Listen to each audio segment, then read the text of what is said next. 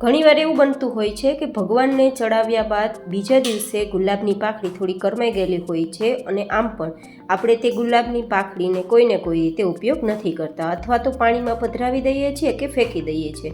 પછી તે ભગવાનને ચડાવેલા ફૂલ હોય અથવા તો કોઈને કોઈ રીતે ઉપયોગમાં લઈ લીધેલા ગુલાબના ફૂલ હોય. તો હવે તે ફૂલની પાંખડીને આપણે કાઢી લેવાની છે અને અલગ થયેલી પાંખડીને આપણે ઉપયોગમાં લેવાના છીએ. પણ જુદા જુદા બે ઉપયોગ કરીશું જે તમારા પૈસા બચાવશે અને તમને ખૂબ ઉપયોગી બનશે. આ રીતે થોડા કરમાઈ ગયેલા ફૂલની પાંખડી હોય તો પણ ચાલશે, અને થોડા સુકાઈ ગયા હોય તેવા ફૂલની પાંખડી હોય ને, મતલબ ગુલાબની પાંખડી, તો પણ ચાલશે. કોઈ પણ પ્રકારના કલરના ગુલાબની પાંખડી ચાલશે, પછી લાલ હોય, પિંક હોય, વ્હાઈટ હોય, આછો ગુલાબી હોય, કોઈ પણ. હવે આ બધી જ પાંખડીને છે ને આપણે એક પોળું વાસણ હોય ને તેમાં આ રીતે આપણે લઈ લઈશું. મારી પાસે થોડી ફ્રેશ છે ને થોડી સુકાઈ ગયેલી એટલે કે કરમાઈ ગયેલી છે, કારણ કે હું 4-5 દિવસથી આ પાંખડીને ભેગી કરતી હતી, તો થોડી પાંખડી સુકાઈ ગઈ છે, પણ આપણે ઉપયોગ તો કરી જ લઈશું. હવે આ પાંખડી ઉપર 1 ગ્લાસ જેટલું પાણી ઉમેરીશું. પાણી ઉમેર્યા બાદ હવે વચ્ચે થોડી જગ્યા કરવાની છે, કારણ કે આપણે તેમાં વચ્ચે સ્ટેન્ડ રાખવાના છીએ. તમારી પાસે આવું સ્ટેન્ડ હોય તો રાખી શકો, અધરવાઇઝ તમે જે કાંઠો હોય ને, આપણે પહેલાંના સમયમાં બેડું રાખવા માટે કાંઠાનો ઉપયોગ કરતા, તે પણ રાખી શકો, અથવા વાટકો કે નાની પ્લેટ પણ રાખી શકો. ઇન શોર્ટ આપણે તેના ઉપર બીજી પ્લેટ રાખવાની છે ને, તો નીચે કોઈ પણ વસ્તુ આધાર માટે રાખી શકો. હવે આ રીતે એકદમ પોળી અને થોડી ઊંડી હોય ને એવી આપણે ડીશ રાખવાની છે, જેનું શું કારણ છે હું તમને આગળ બતાવીશ. હવે આપણે ગેસની ફ્લેમ એકદમ ધીમી રાખી અને આ પ્રોસેસ કરવાની છે. તો ત્યારે ગેસની ફ્લેમ ધીમી કરી દીધી છે, અને હવે આના ઉપર આપણે કાચની અથવા તો સ્ટીલની જે ઊંડી લીડ હોય ને તેવી રાખવાની છે. આ રીતે નથી ઢાંકવાની, પણ તેને ઉલટી ઢાંકવાની છે. તો જો તમે કોઈ પણ પ્રકારની સ્ટીલની આ રીતે લીડ હોય, કાચની લીડ હોય, અથવા તો આ રીતે વચ્ચેની સાઈડ થોડો ખાડો પડતો હોય તેવી પ્લેટ હોય કે ડીશ હોય, તેનો પણ તમે ઉપયોગમાં લઈ શકો છો. આ રીતે ઢાંકવાથી કોઈ પણ સાઈડથી અંદર રહેલી વરાળ બહાર ના નીકળે તે હેતુથી. ટૂંકમાં આપણે કહીએ ને તો આપણી વરાળ અંદરથી બહાર ના નીકળવી જોઈએ તેવું આપણે ઢક્કણ રાખવાનું છે, અને થોડું વચ્ચેથી ઊંડું હોય ને તેવું રાખવાનું છે. હવે જો સાઈડમાં થોડો હોલ છે ને, ત્યાંથી પણ વરાળ નીકળી શકે છે, તો તે ના નીકળે ને એના માટે બાંધેલા રોટલીના લોટથી આપણે તેને ઢાંકી દઈશું, અથવા ફોઇલ પેપરથી પણ કવર કરી શકો. હવે શું કરવાનું છે, એકવાર આ લીડ ઉપર થોડી વરાળ આવવા લાગે અને લીડ થોડી ગરમ થઈ જાય ને, પછી આપણે તેના ઉપર એક સામગ્રી ઉમેરીશું, જેથી આપણે જે તૈયાર કરી રહ્યા છે ને તે નેચરલી ઠંડક આપે તેવું તૈયાર થાય. તો જો તમે જોઈ શકો છો થોડા બૂંદ છે ને તે લીડ ઉપર વરાળના આવી ગયા છે.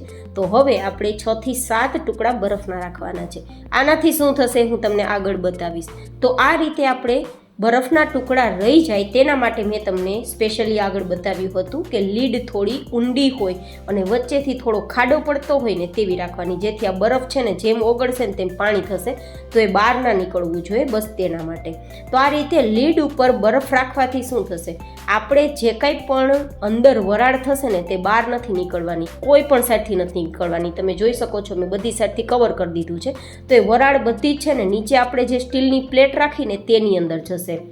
અને આ જે ઉપર બરફ રાખ્યો છે ને તેનું એટલું જ કારણ છે કે નીચેની તરફ વરાળ જતાં તેમાં થોડી શીતળતા આવે, મતલબ થોડી નેચરલી ઠંડક આવે. તો આપણે વરાળ આમ તો ગરમ જ હશે, પણ તેમાં થોડી શીતળતા માટે, થોડી ઠંડક માટે આપણે ઉપર બરફ રાખ્યો છે. આ બરફનું પાણી તો ઉપર જ લેવાનું છે, કારણ કે કોઈ પણ હિસાબે તે અંદરની સાઈડ નહીં જાય, કારણ કે લીડ એકદમ પેક છે એટલા માટે. પણ તેનું જે ઠંડકવાળું પાણી છે ને તે અંદર શીતળતા આપશે, કારણ કે જે પ્લેટની અંદર પાણી ભરાશે ને તે વરાળથી ભરાશે. એટલા જ માટે જો અંદરથી આપણી વરાળ છે ને અંદર ને તેના માટે લીડ જ એવી રીતે ઢાંકેલી છે, અને બધી જ જે વરાળ છે ને તે નીચેની પ્લેટમાં ભેગી થશે, અને ઉપર જે બરફ છે ને તે એકદમ પ્લેટ આપણી ગરમ થવાના કારણે ઓગળી જશે. તો લગભગ આવી પ્રોસેસ આપણે 15 મિનિટ માટે કરવાની છે, અને એ પણ ધીમા ગેસની ફ્લેમ પર.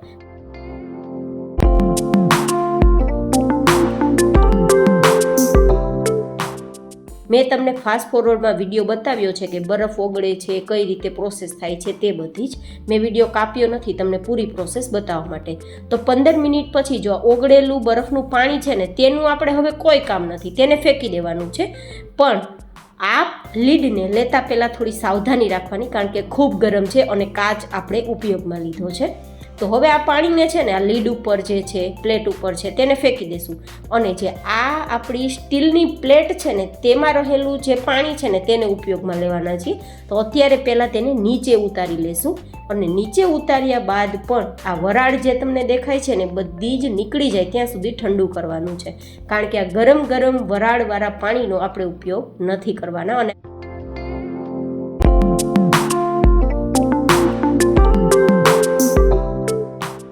એકદમ પરફેક્ટ આ રીતે ટચ કરતાં ઠંડુ લાગવું જોઈએ, ગરમ ના લાગવું જોઈએ, ત્યારે આરામથી તે પ્લેટને બહાર કાઢી લેવાની.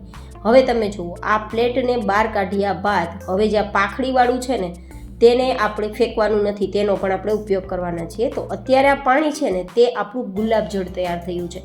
માર્કેટમાં આપણને જે વ્હાઇટ કલરનું ગુલાબજળ મળે છે ને તેને કેમિકલ પ્રોસેસથી, પ્રિઝર્વેટિવના પ્રોસેસથી બધું મિક્સ કરીને આપણને માર્કેટમાં મળતું હોય છે. તો તેને લેતા પહેલાં આપણે આ રીતે ગુલાબજળ તૈયાર કરી શકીએ છીએ. અને ગુલાબજળ જો આ રીતે વ્હાઇટ જ હોય છે, માર્કેટમાં મળે ને તેવું, આવું રેડ નથી હોતું. ગુલાબ લાલ હોય છે તો તેનું પાણી રેડ થવું જોઈએ ને, છતાં આપણે ગુલાબજળ વ્હાઇટ કલરનું શું કામ મળે છે? તે પ્રોસેસ કોઈને કોઈ રીતે આ જ રીતે કરે છે, પણ તેમાં થોડું કેમિકલ પ્રિઝર્વેટિવ બધું યુઝ થતું હોય છે તેને સાચવવા માટે. તો એ મોંઘા ભાવના કેમિકલવાળા ગુલાબજળ લેવાની જગ્યાએ આપણે ઘરે સસ્તા ભાવે તૈયાર કરી શકીએ છીએ. વેસ્ટમાંથી બેસ્ટ આઈડિયા માટે મેં તમને આ પહેલી પ્રોસેસ બતાવેલી છે. ઓકે, હવે આપણે જે આ પાખડી છે ને તે પાખડીમાં હવે આમ તો કાંઈ રહ્યું નથી, પાણી પણ એકદમ બળી ગયું હશે. અને તે પાખડીને આપણે આ રીતે હાથમાં લઈ અને પછી તેને નીચોવી લેવાની. નીચોવાથી થોડું ઘણું પણ જે ગુલાબનું લાલ પાણી હશે ને તે નીકળી જશે. હવે તમે જુઓ આ જે લાલ પાણી છે ને તેને પણ આપણે ફેંકવાની જરૂર નથી, તેને એકવાર ગાળી લેશું જેથી મોટો કોઈ પણ ટુકડો હોય ને તો નીકળી જાય. હવે આ પાણીની અંદર છે ને આપણે એકદમ સુપર કામ કરીશું અને તે છે વેસલીન ઉમેરવાનું કામ.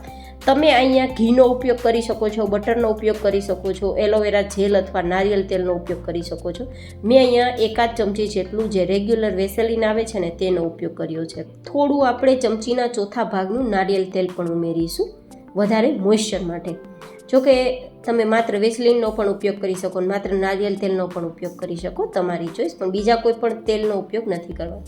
બની શકે તો ઘરના ઘી અથવા ઘરના બટરનો પણ ઉપયોગ કરી શકો છો. હવે આ બધી જ વસ્તુને છે ને બરાબર રીતે મિક્સ કરવાની છે. જો આ રીતે મિક્સ ના થાય ને તો તમે એકદમ ઓછા ટેમ્પરેચર પર માઇક્રોવેવમાં 30 to 40 સેકન્ડ માટે ગરમ પણ કરી શકો છો. અથવા તો આ જે વાટકો છે ને તેને તમે ગરમ પાણીના તપેલીમાં પણ મૂકી શકો છો અથવા ગરમ પાણીના વાસણમાં મૂકી શકો છો.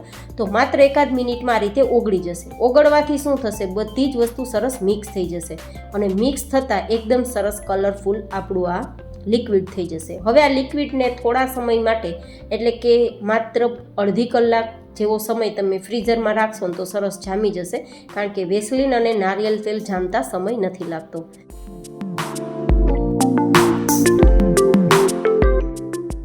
તો લગભગ થોડા સમય બાદ હું તમને બતાવું ને તો આ રીતે જામી ગયું છે ને આપણું લિપ બામ છે તે નેચરલી તૈયાર થઈ ગયું છે, જેને તમે લિપસ્ટિકના જગ્યાએ યુઝ કરી શકો છો. અથવા તો લિપ બામ હું મારા લિપ ઉપર લાઈવ તમને બતાવી રહી છું, બસ માત્ર ડેમો આપવા માટે કે મારા લિપ કેટલા પિંક થઈ ગયા છે અને એકદમ સોફ્ટ પણ થઈ ગયા છે. તો આ તમે યુઝ ઘરગથ્થુ ઉપચાર છે, એકદમ ઓછા ભાવમાં સરળતાથી અને બિના ખર્ચે તમે તમારા લિપને કે તમારા ફેસ ઉપર પણ લગાડી શકો છો. As a blusher, as a lipstick પણ તમે યુઝ કરી શકો છો. તો આ બંને ઉપયોગ તમને ખૂબ જ વેસ્ટમાંથી બેસ્ટ રીતે તૈયાર કરવાની મેં તમને મેથડ બતાવી છે. તો ઘરે જ સસ્તા ભાવે લિપ બામ અને રોઝ વોટર કઈ રીતે તૈયાર કરવું એ સાચી મેથડ તમને શેર કરી છે. ફરી મળીશું આવા જ એક ઇન્ટરેસ્ટિંગ એન્ડ ઇન્ફોર્મેટિવ વિડીયો સાથે. ત્યાં સુધી stay healthy and stay happy.